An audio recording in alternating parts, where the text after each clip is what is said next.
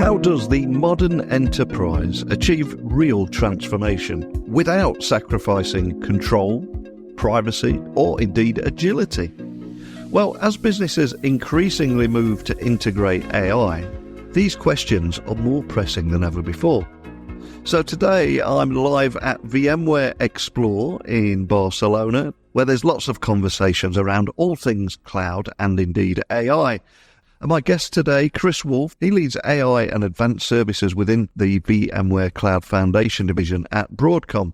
And he's joining me on the show floor here to shed light on the groundbreaking advancements that he's observing in private AI. And with more than 25 years of experience in the industry, he's been at the forefront of driving AI strategies that allow organizations to modernize without compromising on critical data privacy concerns.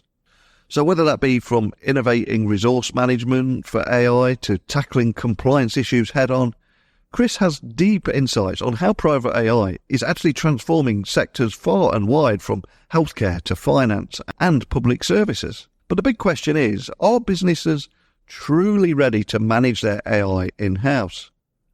And what are the real tangible benefits that private AI can unlock?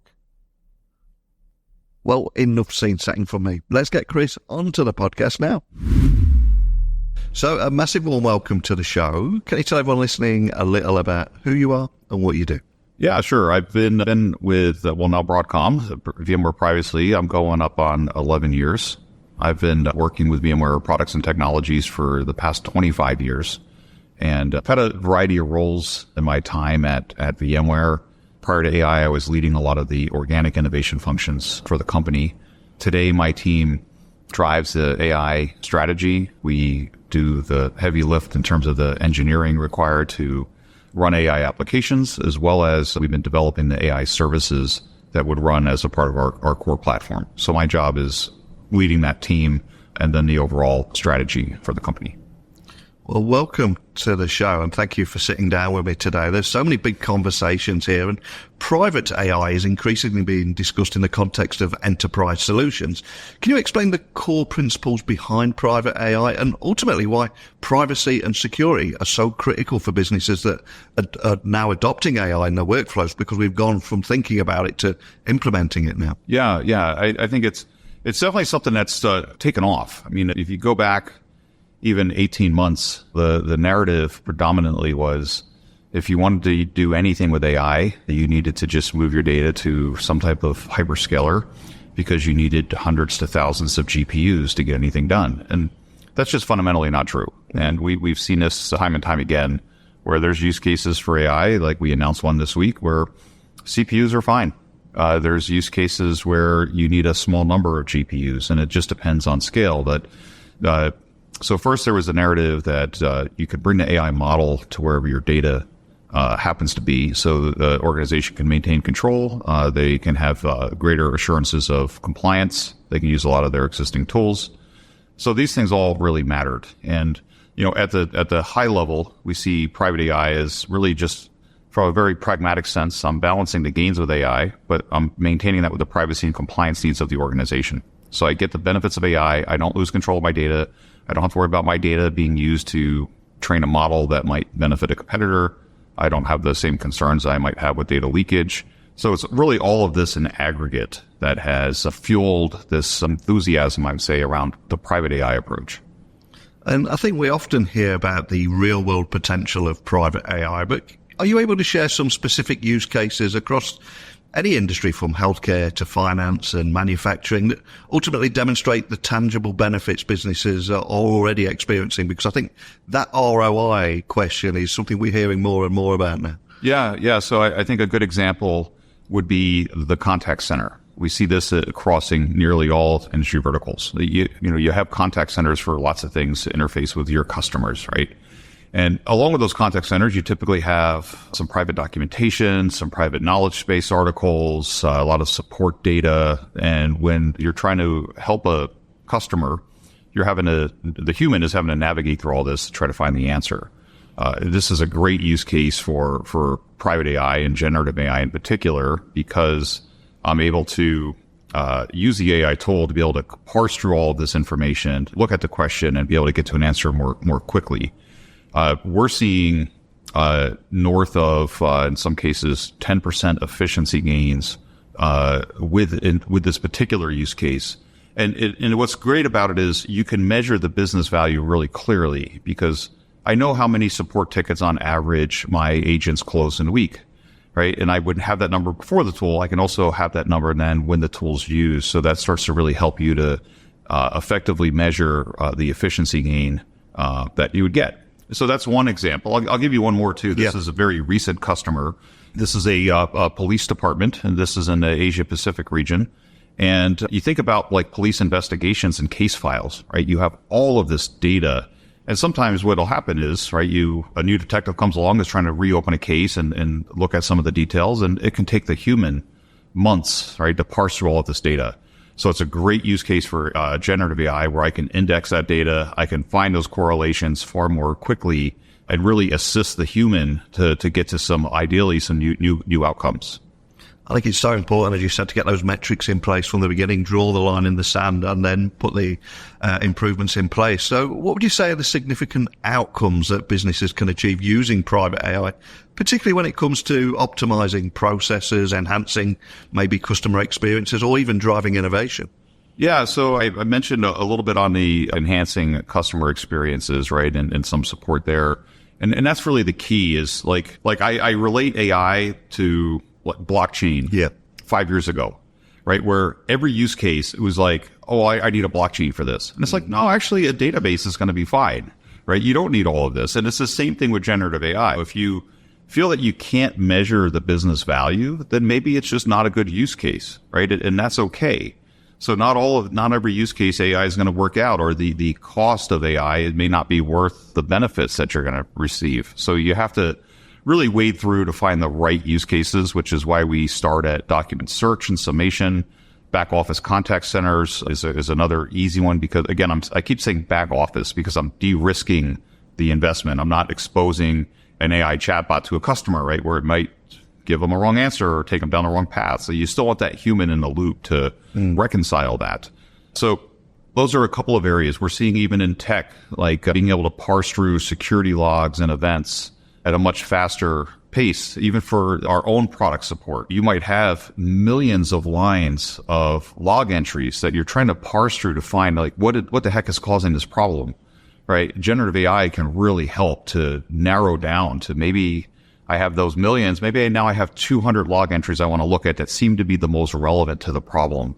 Like I've mentioned a couple of use cases, I think the other key outcome that's unique to private AI is you're not having to uplift your data and put it into somebody else's proprietary format to gain the benefits of AI. You're bringing the AI model to you. And with our approach, which we think is really important, is we're taking a platform approach. So meaning that you're investing in a private AI platform, and then the AI models and services, you have the flexibility to swap them out. And that's really important, I think, as an outcome of private AI, because it could be very easy with artificial intelligence today to have buyer's remorse next week, right? Like this seemed great at the time, but oh, wow, this new model came about and it's so much better, but I don't have access to it. So when you take that platform approach, new model comes around, it's just a software update. It's not a big deal to be able to embrace new technologies quickly and have that level of agility.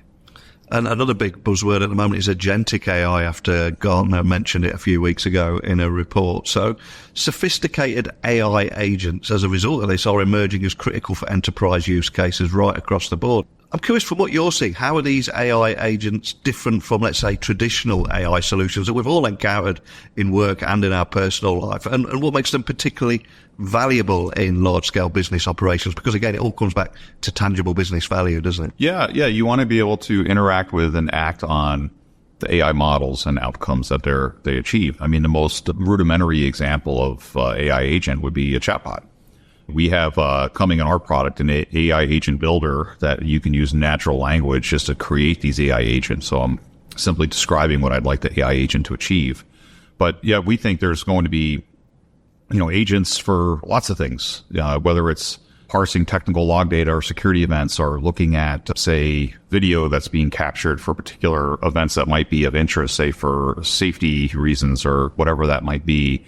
It's really going to run the gambit to having an agent that can provide good customer support and interact with the human We think these are all going to help to further fuel AI. We're seeing even architecturally on the back end approaches that is allowing you to use smaller parameter models that are fine-tuned to your business data. And so when you start to have these agents interact with this, what matters here is the overall compute resources you need to run these services is also getting smaller and smaller, which is further driving AI use cases out of the hyperscalers and closer to the business, which is certainly something that's benefiting private AI for sure. And for business leaders listening, maybe they're thinking about jumping on board here. For AI software to qualify as a specialized AI agent, what specific requirements or capabilities does it need to meet, especially in terms of security, data management and integration? Because we hear a lot about businesses wanting to implement AI, but it's all those IT aspects often are not talked about in the public arena. Yeah. I think that right now for most businesses, and we're a little different when we look at the AI software we're providing, and that we brand ours as Intelligent Assist because our perspective is that AI is a tool that's assisting the human, not replacing the human today. So having a human in the information loop matters. The next thing to really think about, and this is one of the things that definitely keep people up at night, is access control.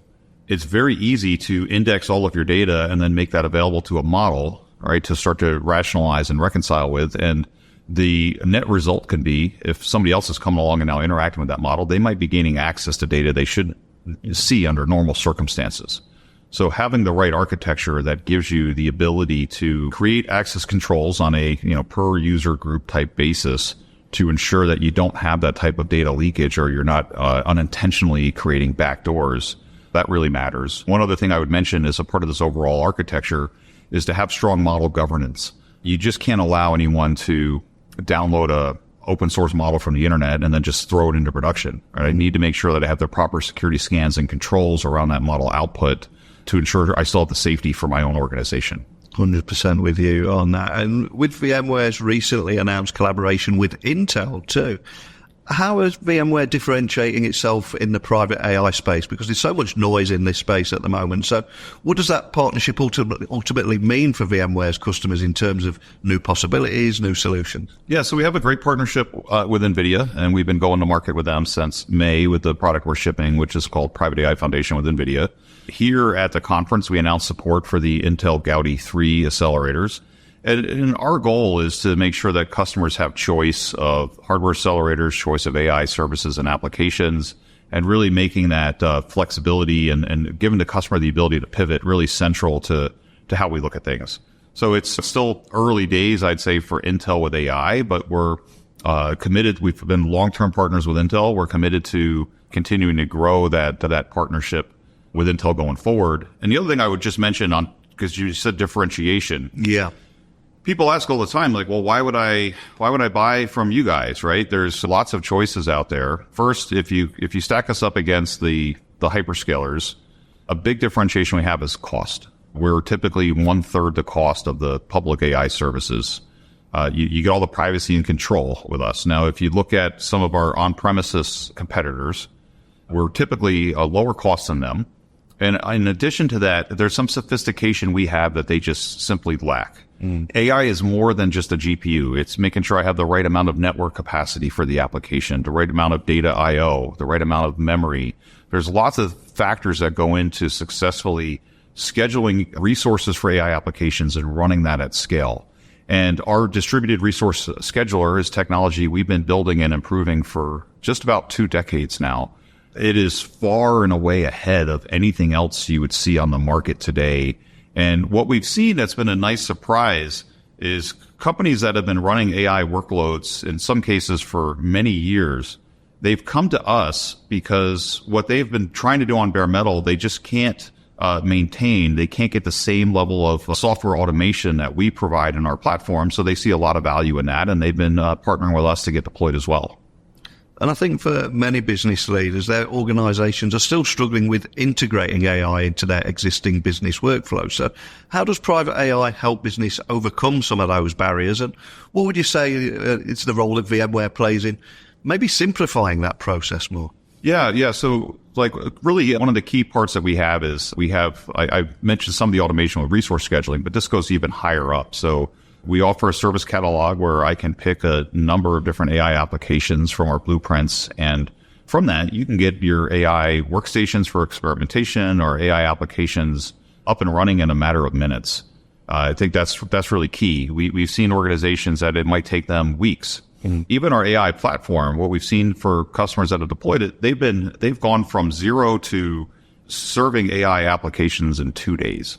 So there's a lot of velocity that the customers are getting in addition to all of that choice. So as these new models come around, they can scan them, they can approve them, they can decide how folks are going to collaborate. So it's that end-to-end solution and simplicity that's really driving the traction that we're seeing.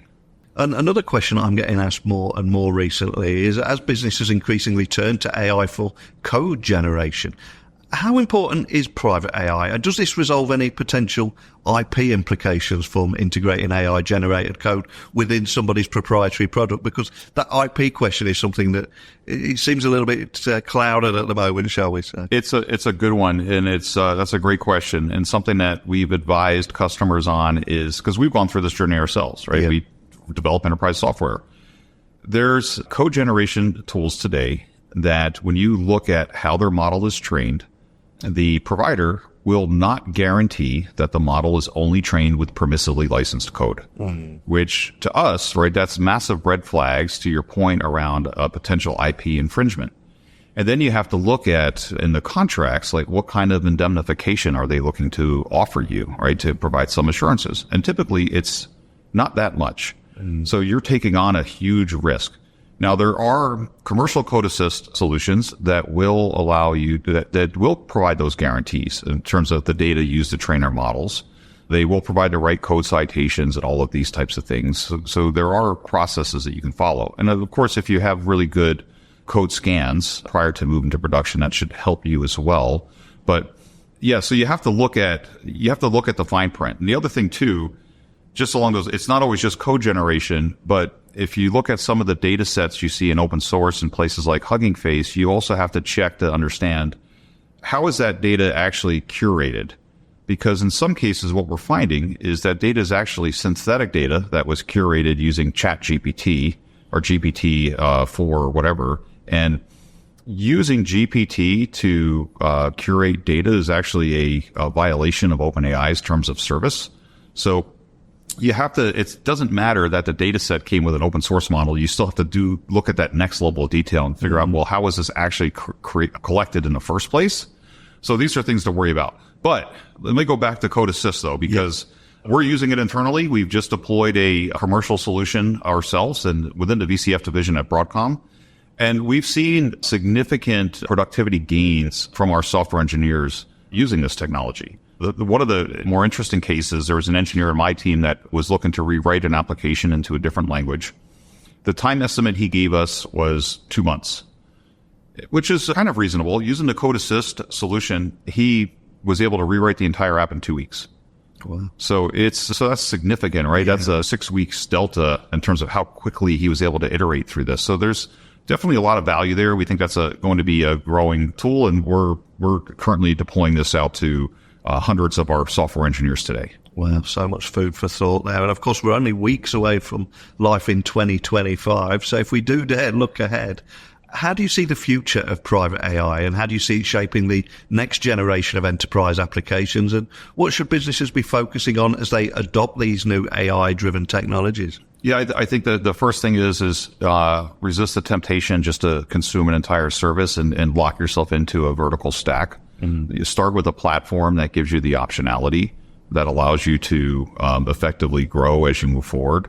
And you're going to continue to see the rise of more small language models that's complementing what you see with the large language model space, and really a consolidation. We think of these specialized types of use cases that's going to further drive adoption. Because it's not just you get the privacy and control. I mentioned you're getting a lot of lower costs as well. But then as you start to see the use cases, you can leverage smaller models. You need less resources. It requires less power. So there's far more efficiencies that are also coming to AI moving forward, which I think is going to matter. And one other thing I'll leave you with, and this kind of is on the heels of this partnership we announced with Microsoft this week. My expectation is you're going to see more in 2025 of these hybrid AI solutions, where I might use the hyperscaler in the public cloud for some experimentation research, but then when I get the model and the service to where I want, I'm then going to deploy at my business location out at the edge or in a data center where I get the control and cost benefits of operating the service myself. So I think you'll see a lot more of that too. So these types of cloud partnerships with Broadcom and others, I think that's something that's very clearly on the horizon and is going to be very valuable to a lot of organizations. Well, so many big takeaways from our conversation today, and I hope people will also feedback on their thoughts on what they're experiencing. And there's thousands of people here in Barcelona. I saw you yesterday at an AI fireside chat, and obviously you're rushing around back-to-back interviews, I would imagine. So thank you for taking the time to sit down with me today. Appreciate the opportunity. Thanks.